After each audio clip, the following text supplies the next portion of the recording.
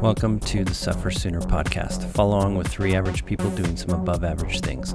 We have jobs, families, and we enjoy pushing ourselves to be the best that we can be in gravel, triathlon, and endurance sports. We've made mistakes, conquered what was once impossible to us, and pushed through barriers to come out the other side stronger, smarter, and more willing to find the truth in the dark places that only suffering can take you. Sometimes in life you have to be willing to push yourself in an attempt to get it over faster, and thus you may just have to suffer sooner. Well, welcome to this week. We're going to talk about me and Danny's experience at Mesa Marathon, and then we are going to talk about some A, B, and C races. How do you make choices of what's your most important event versus your least important event? So welcome to the Suffer Sooner podcast, and I'm Travis, and I'm joined with Danny and Serena. So, hey, Travis. Hey, man. Serena, how's it going? Serena, great to have you back. I want to take a second and just say how proud of my friends I am. The weather in Mesa was crap, and the two people here sitting with me finished a marathon in less than perfect conditions. So if I had an audience, I'd ask them to give you a round of applause at this point, fellas. There we go. I'm proud of my friends. It was good. It was it would have been a lot better to, suffer there with Serena for sure. She would have, told us how this was a dumb idea, even though we already knew it was. It's funny because we were talking last week. So Travis, you were already in the Phoenix area when we had the podcast last week, and I was looking at the weather, and we had this like, what is going on with the weather? It's like it's going to be a little rainy, which rainy's fine, but it's a desert. You don't expect a lot of rain.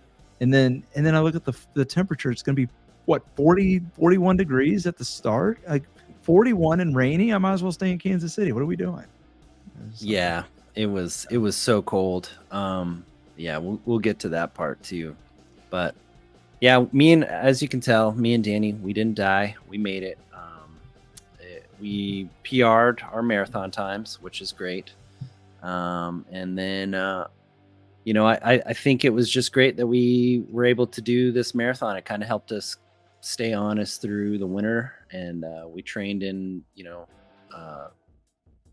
the cold weather here in Missouri, but I always look forward to going to Arizona and around this time because it's supposed to be average temperature is supposed to be 70 degrees and sunny, and it was 45 degrees and it rained inches there. It had so much rain on a lot of those days. So I'm pretty sure you guys brought that weather because I was in Phoenix 4 days before, and it was 70 degrees and sunny all of the days that I was there. So it's pretty much your fault.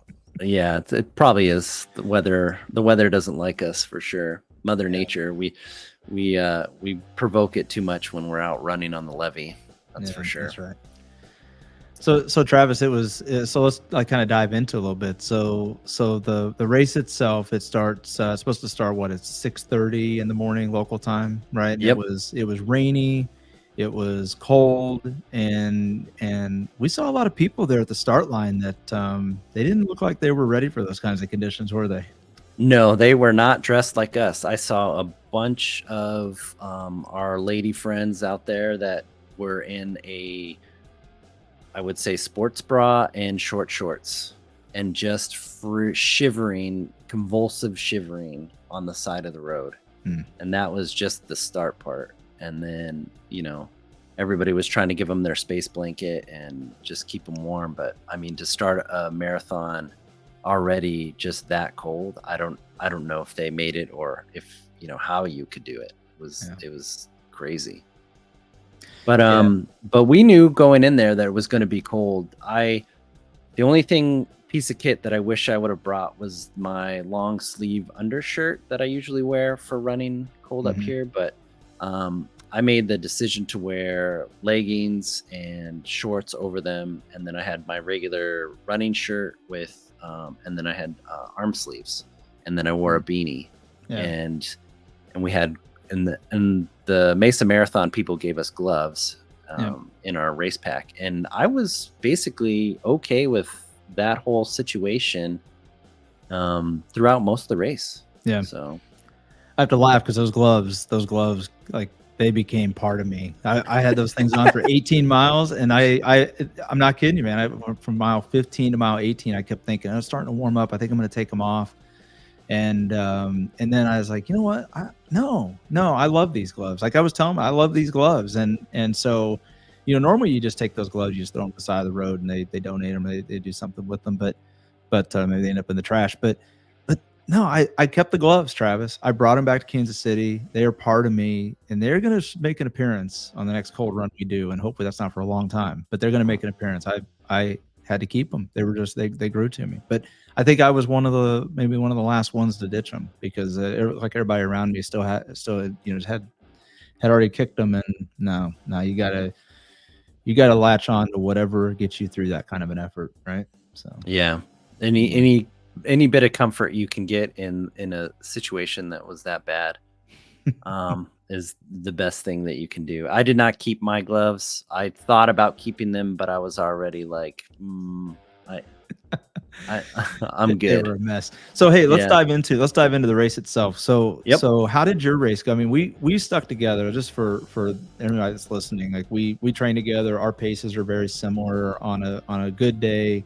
On our best day, Travis, I think you're probably, a decent amount faster than I am on a good day on given distances. But I think, we kind of said going into this, we were going to try to stick close to each other for the first half or so. And we did for the most part, but maybe like, how did your race go? Like, how are you feeling? My race went surprisingly well. I think, out of the, 23 miles or 26.2 miles, I only had 3 that were bad. So it was the last 3. Mm-hmm. Going into there, we had clear pacing strategies and fueling strategies that we adhered to. And I just felt like we were basically just really staying with that 4-hour group. I think if I was taking this race a little bit more seriously, we definitely would have stayed with that 4-hour group for a longer time. Mm-hmm. Basically, to let everybody know, for the first half of the marathon, we were together all the way up until almost the 13-mile mark, and then I basically had to use the bathroom, and I needed to use the facilities there. Luckily, they had them, and I didn't have to go into somebody's yard. But I used the facilities, and it's been about 7 minutes in there, and then I told Danny just to go on without me. Don't wait for me, I'll catch up. And so that was after I got out of the Porta-John, I proceeded to just try to claw back as much time as I could to try to go and get with Danny. So every backwards hat that I thought looked like Danny, I would run up to them, and unfortunately it was not them. And Danny basically held me off for the last 13 miles. It's funny because when you took, so you're right. I mean, we were pretty much neck and neck for the first half of the race. You told me you had to go, so you actually went up the road on me a bit, and I think I lost you for a second. I don't remember seeing exactly where you ducked off, and I think I told you when you left, hey, don't like kill yourself trying to catch me, because I'm not having a great race. Like I knew for me, I felt okay, but hey, 13 miles, that last 13 miles is the toughest 13 miles you'll ever run. And the last 5 miles, 6 miles of a marathon are the toughest miles you'll ever run also. So I told you what I tell you. I said, don't kill yourself trying to catch back up to me. Like I see a steady downhill fade coming. Like I could just feel it. Like that's how I felt. And I promise you that wasn't a setup, man. I know it probably seems like it now, but it wasn't a setup. And so I did. I from mile 15, like I kind of held that pace. I think we were running about 9:05 to 9:20 in that first half, and then we kind of dropped it down to about 9:20, 9:30. I was running, our standard pace up until about mile 15. Then I just hit a groove where I just locked in on like 9:30s from 15 to 23, I think it was. And I got into this dark spot. Like, anybody, you do these things enough, like, when you start to get into these dark zones, and I was like, just suffer sooner, just get this over with so gravel season can start. And I'll tell you, It was a surprise to me. That was probably the toughest but best 7-mile stretch I think I've ever run, and it wasn't my fastest, but I don't really care. It was just a steady run, and I kept thinking every loud set of footsteps behind me, I thought, oh, Travis caught me, and now I'm you know what? Go get it, man. I hope you have a great finish. But yeah, somehow I held you off. I was shocked. I couldn't believe it. So Yeah, I basically came out of that bathroom break and I was like, okay, you don't have to kill yourself. You just have to run a little bit faster per mile. So I basically locked into that, 9-10 mile pace. And I was like, I'll catch him in a couple of miles. So then I started like, oh, there's a backwards hat. Is that Danny? No, that's not him. Okay, just keep going. And to tell you the truth, I started catching up about mile, I would say 18, 19. I started catching up with the group that I left when I went to the bathroom. I saw this guy that was wearing like tiger pajama pants that he was up with us. And then I saw like a bunch of people that were running with us for that long time that I passed. And I was like, oh, Danny's got to be here. Mm-hmm. He's definitely got to be here somewhere. Like he's going to be around the corner. So I just kept looking further and further down the road. And I just kept telling myself, I'm like, look, he's not going to roll over and just give me an easy way of catching him. Nope. He's going to make it hard. And I know he's thinking that I'm not going to just let him, go ahead and just go out. And it was basically full on racing at that point. And I was just doing my best to try to, make the corners shorter and just stick to the fueling and drinking and just keeping track of what I needed to do to try to catch you the best I could. Yeah. And then the rain started. That's right. It did. It dumped on us from mile 18. Yeah. Like just dumped, and it was so cold. Yes, it was. So guys, I have a question for you. Yeah.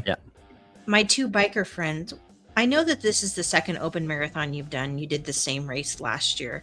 What possessed you guys to decide that you wanted to take a swing at an open marathon again this year, or in the first place? I'll start it, Travis, and you can pick it up. But I think a year ago. So for me personally, I was sick the week of the race last year, and I just wanted redemption on the course. I did not put a good effort. I mean, a good effort, all things considered, but it was not a great effort. It was not my best effort. So I just wanted redemption on the course. But we talked a little bit about this too. Like, there's something about the running program in the off season that, at least for me, and I don't know, Travis, you might agree with this, but I think for me the marathon training has really set up the bike season. I think last year I felt like I was stronger on the bike. When I resumed out of off season, I felt like I was stronger on the bike. I could hold the efforts a little longer. So I just think that it was a great opportunity to cross train, and you think I would have learned my lesson after doing the one a year ago, and the marathon is part of Ironman Chat. But this was a lot of fun. I mean, this is just a great race too. It's a great scenery. I mean, aside from the cold weather, which nobody can control, it was an awesome event once again. So would I go back and do it again next year? Absolutely. Am I going to? I don't know, because I don't know if I want to do another marathon so soon. But ask me again in a couple more days, and maybe I'll change my mind. So I don't know, Travis. What about you? I'm always I really hate running. I'm not a great runner. So I'm always like, you know what? I should do things that I'm not good at to try to improve them. And so that's my whole feeling for it. And then of course, it keeps you, I'm the type of person that needs like a kind of carrot to keep training. I can't just train in the ether. I kind of just need to keep working on stuff. So running is one of my weaknesses, and triathlon for sure. So I was just like, I need to run. And so I was like, we'll just do another marathon. Mm-hmm. And it does help with the biking. I think it's just the fact that you really can't suffer. I mean, you can suffer on the bike, but all you have to do is just stop pedaling, and then it kind of goes away. With running, it's like, well, you can stop running, but you still have to walk there, and like that walking hurts too. So like it's just like everything you do hurts on a marathon. So I figured, it's just one of those things that I'll do and I'll keep doing until I guess I can't, I was talking to Danny right after the race. We met up with one of our good friends. She was there and I was telling him all about like, oh, we could do the Las Vegas marathon. It's a net downhill one. It's in November. We could go and do that. And he Don't was tempt like, me, don't Travis. and he was like, don't even talk to me right now. He was not ready for it. And I'm not, and I'm joking. Like I couldn't even walk after I crossed that finish You line. were a mess, Travis. I You was were a mess. limping. Yeah, because I'm left leg dominant, so like I'm goofy footed, and or I'm th- I'm You not. could have just Yeah, left it at goofy. Everybody would have been yeah. okay. I'm Yeah. I'm so when I was running and it rained, my left side got a blister, like, so I had to go more right leg dominant, and then that really just kind of um totally like wrecked that side of my body. Hmm. Like it was just it was like I remember just lightly pushing off on my left, where I tend to drive more with my left, and then my right is just kind of like, it's like the steering one. It's just the one that's kind of out there, but it's it was just it was just throwing my whole gait off. That you, by the end of the 6 miles of doing that, after a marathon, my body was just not having it, and so my Achilles was all swollen, my calf was not wanting to work, and my quad was just screaming at me. And so yeah, I still kind of walk with a limp right now. So Yeah. So Travis, I went back and kind of looked at some of our results. Look, to your point, neither one of us, nobody would mistake us for quality runners, right? We get out there and we do the work, and Yep. that's good. But there's still something to be said. Like let's go take a look at the results and like just to kind of see like, hey, was our approach sound? Like, because these are the things to me that carry forward into the bike or into the triathlon. Like, did you pace it right? Did you fuel correctly? Did you stick to your race plan? We had a lot of conversation the weeks leading up to it, like how are we going to approach the race? I think we covered in the podcast, like how are we going to approach our fueling? And so maybe just a couple minutes here real quick. I wanted to kind of share that, from a pacing side, our goal, we, like you said, we lined up, with what was it, the 405 group, Yep. 4 hour group. And look, if we wanted to just turn ourselves into dedicated runners, I think, maybe the 330 would have been the pace to try to stick with, but that's not our goal. Like this is, and we'll talk about A, B, and C things in a minute, but this was not the A race. So we lined up with the fours, and I think we watched that 4 hour pacer kind of go up the road and come back, and then go up the road and then come back. So I felt like we were trying to pace it pretty well. I looked at our results, Travis. If you break the race up into quarters, which is kind of how I think of it, we picked up almost 200 positions over from quarter one to quarter four. And it wasn't until it was quarter one to quarter two, we picked up about 50 spots. Quarter two to quarter three, we picked up another 50. And it's like, that I think that tells us that at least relative to the other competition, I think we paced it pretty darn well, because we didn't really lose any positions until that last 3 miles, when both of us, like, hey, the wheels kind of fell off a little bit. Yep. But we still held on to reasonable paces. It just wasn't quite the pace we had before. And for anybody that listens to David Goggins out there, when you start passing people in a race, you're taking their soul, and you saw it. I mean, you saw it on their faces when you Yeah. would pass people that we were running with. To your point, you were catching up from the pit stop, and what were the looks on people's faces as you were going by them? And you look fresh. I mean, you look relatively fresh compared to them. Yeah, it's just that feeling of just like they didn't pace it right, and you can just tell, and you see it in a lot of races where people just go out too hard, and then they end up just paying for it, and then struggling to get to the end. And it was good. I think our fueling was spot on too. I mean, we use very similar fueling strategies. And I think I said going into it, like, hey, I want to try, obviously every 3 miles roughly is when we would traditionally, take a gel or get the 100 calories in. And I made some slight adjustments to my hydration throughout the race. Like as the race kind of got deeper, I found myself going more and more to the electrolyte mix versus just straight water. Yep. And I found myself, I feel like the fueling, I hit the goose just a little bit before the 3 mile mark to try to get Yeah. that little extra head start on the fueling. So for those of you who don't know, like a lot of times in the marathons, like you'll get stations with the goo and water together, and then you won't get another goo stop for a couple more miles. Well, I was actually hitting the goos in between goo stops, so in between miles. So I would have a goo at a mile, and then it would be another mile before I get to the water break. And so I was finding myself like, I felt like that worked for me this time. I don't know if it'll work again, but that was exactly like the strategy I was wanting to use. And it worked. And it felt great to see that, hey, you know what, the fueling worked, the hydration worked. Switching to the electrolytes towards the end, I felt like my muscles kind of held on a little bit more. Don't know if that's actually how it works or not, but it seemed like it worked for me. And I was curious. I mean, I think we had, like I said, we had similar fueling strategies, but maybe speak a little bit to like, how did you stick to the plan? Oh, I was with you on that. As soon as I was like, I could feel the sugar kind of just going out of my body. So you kind of get those lulls after, basically like 2.5 miles. I'm starting to feel like, ooh, my legs are starting to feel heavy. My body's starting to feel a little sluggish. And then I would just do it, like you were saying, and just goo up before the next aid station. But I did find that towards the end of the race, I was getting a little heavy in my stomach, and I started to kind of like feel like I was going to throw up.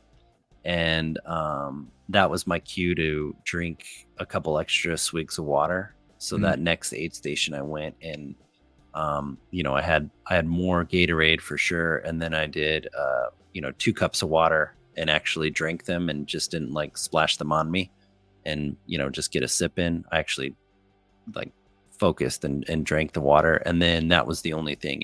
It basically relieved itself after that, and I was good to go. So it was just that being able to kind of, we train a lot, and we do a lot of these long sessions. Your nutrition may be correct for what you're doing, but you may have to just be like, oh, I need a little bit more extra water, or I feel a little heavy, or because I was almost going to skip a feed basically. And I think come that back stretch of the marathon, those last 6 miles, I was, if I would have skipped it, I don't think I would have faded Held really on. fast. Yeah. Yeah. Cause it's, I can feel the energy like dissipating, and it's not really like I couldn't continue to run. It's just that it gets It's not as sharp. Yeah, it gets a lot easier for my mind to be like, we should just stop and walk. Like that's my mind every step of that marathon going, you could just walk, you could go a little slower, you can walk. And it's basically my my willpower of just telling it to shut up and suffer, because it's time to go. Yeah. The other thing I would ask you guys, and I think I found this along the way, is I always have a fueling strategy, and sometimes it just goes to hell. So I also need to have a strategy of, when I feel this way, this is what I should do. For instance, I get really terrible cramps, and when I feel like that, I know I need to take in some salt. Do you guys have a when all hell breaks loose fueling strategy in addition to what you hope will happen? Oh yeah. I think that comes with when you train a lot and you do a lot of this stuff where you're going to be depleted, there is always backups to backups. So like I said, I when I felt sick in my stomach, like I was going to throw up, I was like, okay, either I'm not digesting the goo that I'm eating, or I'm actually sick. And so part of that is, well, the first thing I'm going to try to help, and we talked about it last week, of creating osmolality in your stomach so that you can absorb it. That's the first line of defense is, okay, drink a little bit more water. Hopefully that'll make it more neutral so that my body can pull it in. And if that corrects it, then we're good to go. If that doesn't correct it, then we're on to phase 2, which is we're probably going to throw up. So everybody's favorite. Yeah, everybody's favorite. And so that's a little bit more of we throw up, and then what do? We have to eat. We have to continue to fuel. So you just kind of start back over. But I think you nailed it at the beginning, Travis. You learn all these things. You do all of this with the training. So like, Serena, I think to your question about, do you have a bailout fuel strategy? Here's the reality. When you get into these situations, your mind is not working right, especially if your fueling strategy isn't working. Your mind isn't working. So you don't have an opportunity to think about these things, and you really need to start relying on instinct that you develop in your training. That's why the consistency is so important, because when you get out on those training rides, and we talked about this last week, Travis, like you get on these training rides and you start to feel like you might be close to bonking, or you start to, just don't feel right. Like you're going to naturally try to change things up. Like that's the time to test it out. And Serena, I think to your question directly, do you have a bailout strategy? Yeah, it's called instinct that you've developed from all the training you built up to leading up to these types of events. And I think that's why you see so many people that struggle. Like they think they have the plan. And what is it? The old, this probably gets overused, but the old Mike Tyson, right? Everybody has a plan until they get punched in the mouth. When you get punched in the mouth by the race, your plan falls apart, and you've got to rely on your instinct. And I think that gets developed in all the training. And that's the time to really test out, like, hey, I don't feel right. Maybe I should take more salt. Oh, that didn't work. So what else can I try next time? I don't know. That's how I see it. But I wish everything worked according to a plan. It rarely does. This race seemed to like it was closer than others. So yeah, I find with doing these, like, Ironman events, these really longer events, it's really kind of trying to get in touch with your gut, basically, and just be like, well, what do you need me to do? Do you need more water? Do you need electrolytes? Do you need food? Do you need a hot dog? Like, what do you need? And sometimes it's experimenting too. Like I used to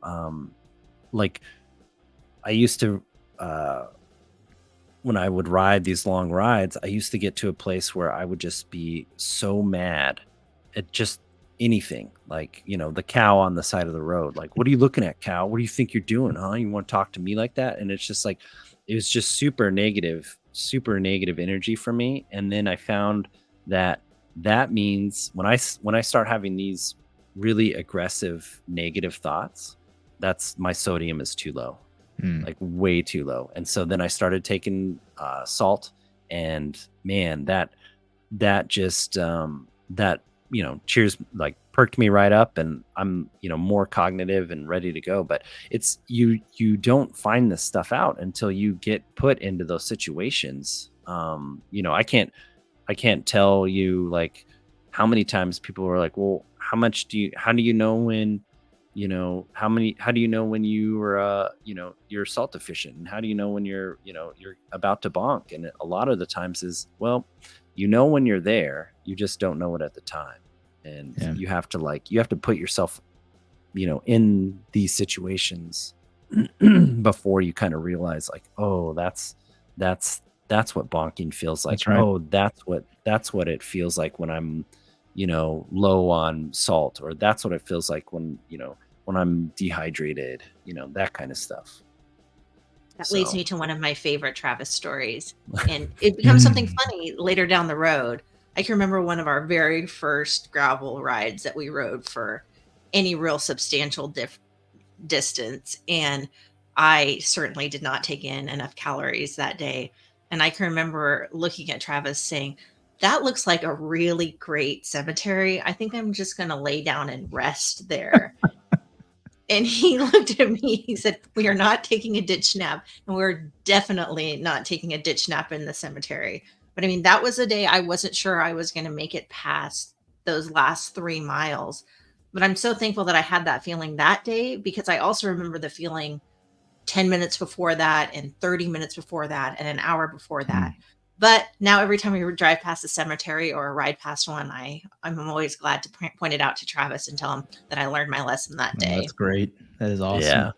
And then I think what I told you when we were doing that, and I was like, oh no, we're not going to take a ditch nap. I'm like, you just need to eat all your food. And then you turn to me very logically and go, well, what if we don't make it back by the time I'm done eating all this food? I was like, well, we're going to make it back by that time. So, like, so that is so funny. So I think that, I mean, that's a really good segue then into like, how do you build that experience? And that's with, you know, obviously training, but then your A, B, and C events, right? yeah. I mean, Yeah. this is basically what we live and die by, is A, B, and C events, you know? Do you guys want to explain what an A, B, and a C event means to you? What do they mean to you, Serena? That's the best part, I think. I think you've learned the most these last couple years, for sure, about A, B, and C events. Right. So when I met Travis, every event was an A event. Every time I pinned a number onto my shirt or to the front of my bike, I was going to go out there and try to win and absolutely destroy myself. And no matter what it cost me, I was going to give 100% effort. So that's to me an A race, that you've trained for all season, you're going to give it your all, and you have a lot of plans for it. I then learned that there's a B event, which is something that's still important to you and you'd like to do well, but there's some real training value in it. And for me, those are the events where I'm going to go out there and I'm going to practice my fueling. I'm going to practice my transitions. I'm going to practice all those race day things without taking it to a number 10 effort. And then for me, a C event, and Travis is the best, and Danny too, these where they explained to me early on that gravel's the best place to be, because if you don't finish, somebody will come and pick you up and you can have a beer on the side of the road or at the finish line, and nobody's going to give you a hard time.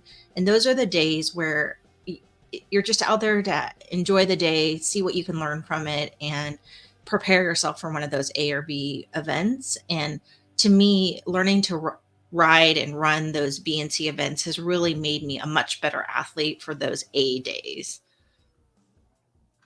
Wow. Yep. I think that's the textbook version right there. I don't think you can find it any better than that. No, that's great. That's exactly That's how I would experience say it. talking. Yeah. Yep. That is awesome.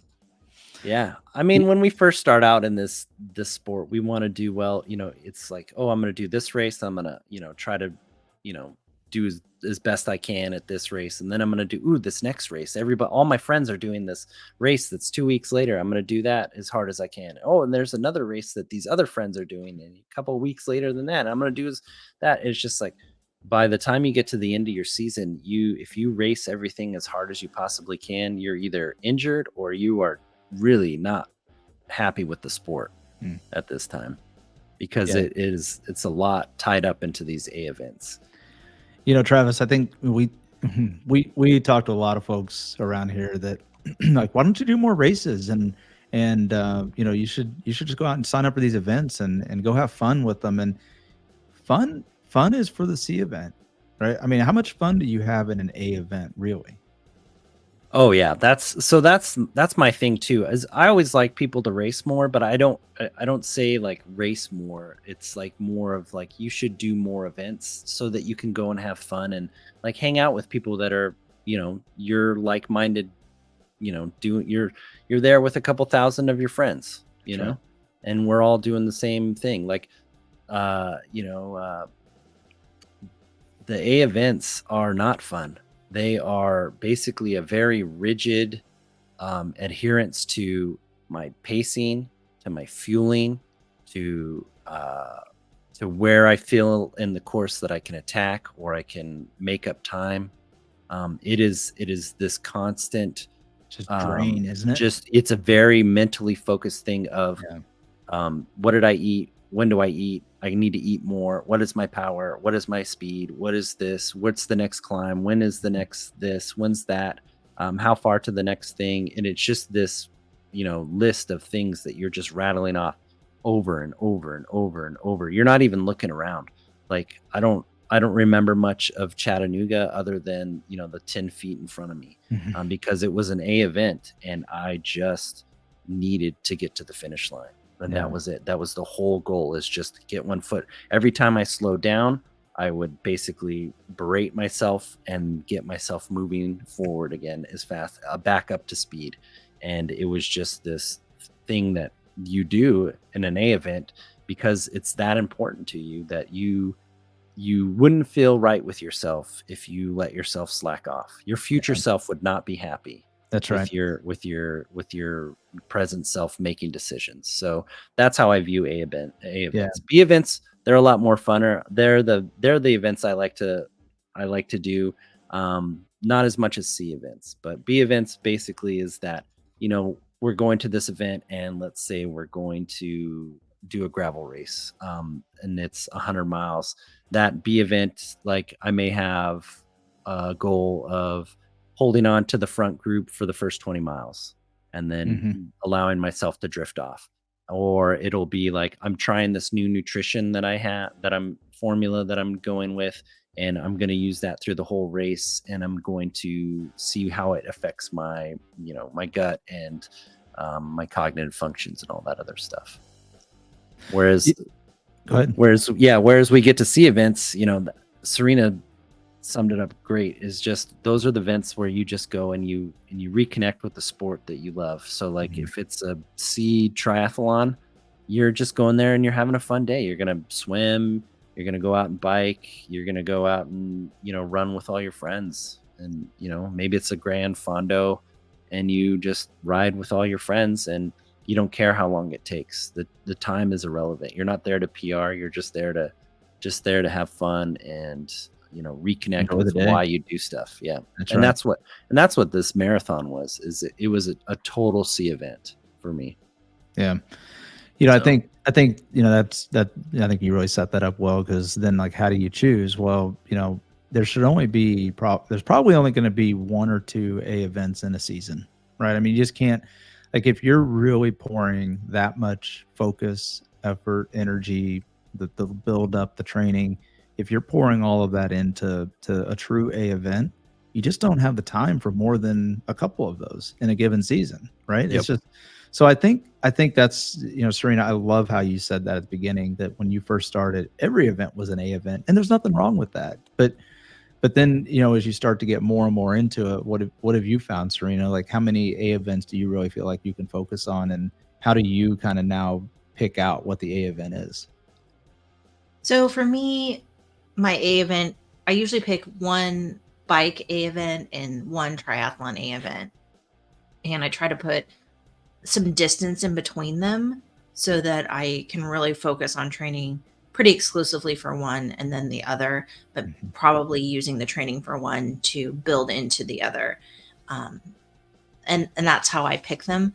But for me too, I think the one thing that maybe we didn't talk about in what a B or C event is, are those are the days that if I need to go into it and think this is a training day. I am going to get some value out of this day, and I need to do it in a way that I'm not destroying myself so I can't train for the next week because I'm just shattered. And that was something that was hard for me too, is that you can use a race as a training day if you can make your brain think of it that way. Yeah, and you get to practice all those other little things you don't do on a training day, like, hey, I can practice my transition a little differently, or I can take a different pacing approach. You know, you can just work out some of those details that you just can't simulate those on a normal training day. You need a race environment to be able to figure those things out, right? Yes, and I think for me, one of the things that I'm still really working hard on is I being able to ride my bike in a pack in a race Mm, environment, and that's still something that makes me incredibly nervous. Never sure what the person in front of me is going to do. I'd rather not have a crash. I want yeah. to be able to brake, and um I remember those are that, by the the way. I remember that with Unbound. How many times I tell you, get up on Travis's wheel, get up on Travis's Yeah, wheel, but it makes me so nervous, and really the only place I can practice that is a race situation, Mhm. and practicing that feeling of having to go out really hard when my brain is telling me, "Man, you've got a really long ways to go."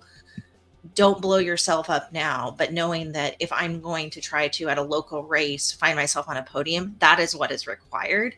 So to know how much is hard enough, but not so hard that I can't finish the race. So that's what I use those BNC events for too.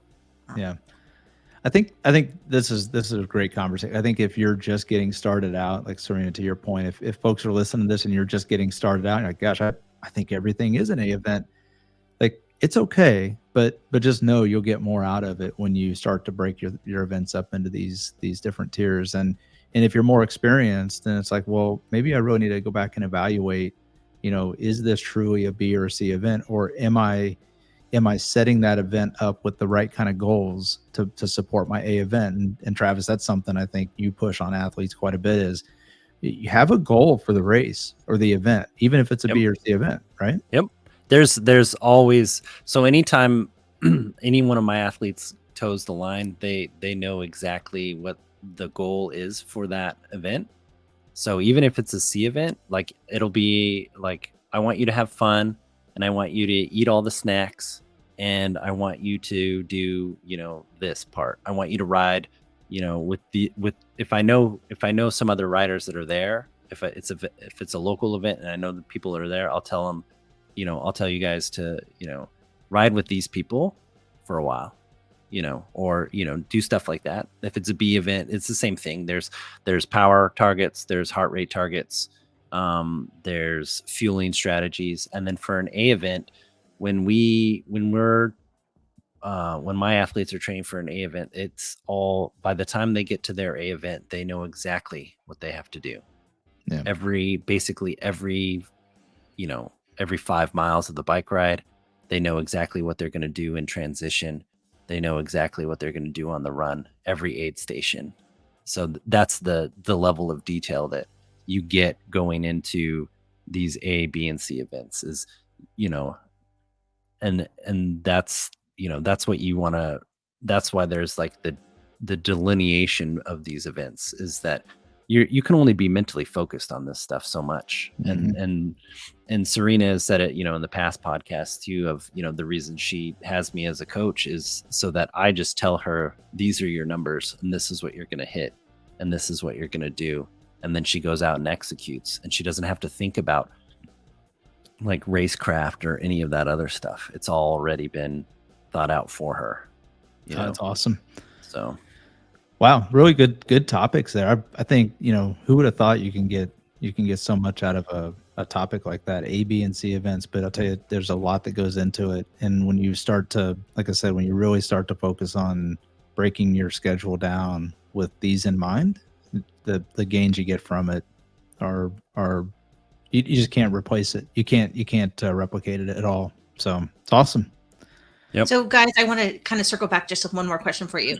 Knowing now that Mesa was a C event for you, what did you get out of that? What did you take away from Mesa?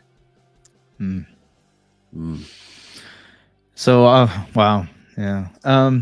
So I think for me, that stretch, that 7-ish mile stretch from 15 to 22, like it was not the fastest 7 miles I've ever ran in my life, but it was one of the more difficult because my legs just, they hurt. Like, there was so much, like, it's hard to explain. It's not like muscles hurt like they're going to fall apart, but there was a good tempo run. There was burn there. It was difficult. It was really hard. But I did it. And I didn't, Travis, you said earlier, it's like you just kind of fight yourself, like, oh, I can just walk a little bit. And then once you start down that slope, it's like next thing you know, you're walking constantly. Yep. And I did not let myself do that. My legs just kept, the pain just kind of kept adding on. And I think for me to get sort of to that sort of next threshold of pain and suffering and toleration of it, like now I know I can do it. So going into bike season, I'm kind of anxious. Hard to say this, but I'm actually anxious for my next FTP test because I want to test that. Like, you know what? The legs are going to hurt. So what? Deal with it and just keep pushing and see how far you go. And so I think I learned a lot about, pain tolerance, threshold, and just push through it. Don't cave into that weaker thought. Travis? Yeah, I'm the same way. I think that last couple miles just really taught me like I've been hitting the gym a little bit more this winter time, and I've just found that now I can feel my hips aren't as weak as they were last year. I had a running the 2 marathons, it would always be my psoas, like the front part of my hip, that would kind of give out, and my leg wouldn't want to lift in front of me. This year, it was none of that because I've been working in the gym on making sure that that stuff is stronger. It was really just the mental battle of how much pain was I willing to tolerate, and it really wasn't until that 1 mile where I kind of walked a little extra, and I basically was telling myself, you only get to walk to that corner, and that's the only time you get to walk for the rest of the race. So, and then I basically just said, like, enjoy it, and because it's the only time. And then from then on out, it was the sooner I get this over with, the sooner gravel season starts. And that became my mantra. It was just like, I'm really excited to get on the bike and see how this season of running has impacted, my cycling for sure. Awesome. Well, right. Serena, anything else? You good? I'm good. As I wasn't here last week, I took my 6-year-old on a Disney cruise, which was an adventure all in itself. Probably not as athletically as I would like, but certainly I learned what my limits were emotionally. But I'm a little concerned, and I'll be interested to see how it plays out, of just telling my mind that it's okay. I'm far enough away from Unbound. I'm far enough away from my Ironman that I can plan for some breaks and to have my own life and to do things that are valuable to me and my family, and still do this at the same time. Though Yes. I just feel myself tied in knots, just a little twisted up, a little worried. So we'll see what the next week or two brings. Yep. I think once you get out there and you start getting in some consistent, training blocks, I think that'll put your mind to ease, because you'll be like, oh, I remember this. And it just, everything kind of shakes back in there. And we're all apprehensive. I think, Danny's probably a little apprehensive about Unbound 200 too. And I'm, a little apprehensive about the gravel season coming up too. But it's I know I've done this enough times to know that, like, once you get back on the bike and you get riding and stuff starts to just kind of click together, and you just keep throwing down consistent training, those knots that you tie yourself into tend to untie themselves, and you feel a lot better as you get closer to race day. But I mean, Travis, our friend Britta, who was the one you saw in Arizona, also told me to really treasure that, because this panic that I'm feeling is also what is going to make me train on the days that I don't want to. Great advice. Great advice. That's $1 million advice right there. That's what I talk about with the goal being just scary enough that it keeps you honest. It keeps you going. You're like, I cannot take today off, because if I do, then my whole, one day is not going to make or break your training session. But you're like, how many of these, 1 days, am I going to pile up? I'd rather not just have any, or save it to the, when I really need them. And so that's, I think, is, really great advice, is that you're scared, and you should be scared because it's important. If you weren't scared, it wouldn't be an important goal for you. So, yeah, I was still scared with the marathon. I mean, the day of, I was like, I don't know if we're going to be able to run it. I just didn't feel like I'd put in enough quality run sessions to, complete it. So we all get that way for sure. So. Well, all right. I'm so proud of you too. Congratulations on doing something that's really hard. And I just sometimes think that we really need to just give ourselves a quiet round of applause, because some of the things we're out here trying to do, 90% of the population doesn't even attempt. So I'm really proud of my friends today. Yeah. 99%. Yep. Yeah. So yeah, thank you. And that's great. Thank you. Yep. And it's great having you back, Serena. And we'll catch everybody else up next week. Suffer complete, man. Suffer complete. Yeah. Let's go. Thanks for listening. If you like what you heard, please comment, subscribe, and share with your friends. If you have ideas for topics, questions, or would like coaching, please email suffersooner@gmail.com. And remember, sometimes you just have to suffer sooner.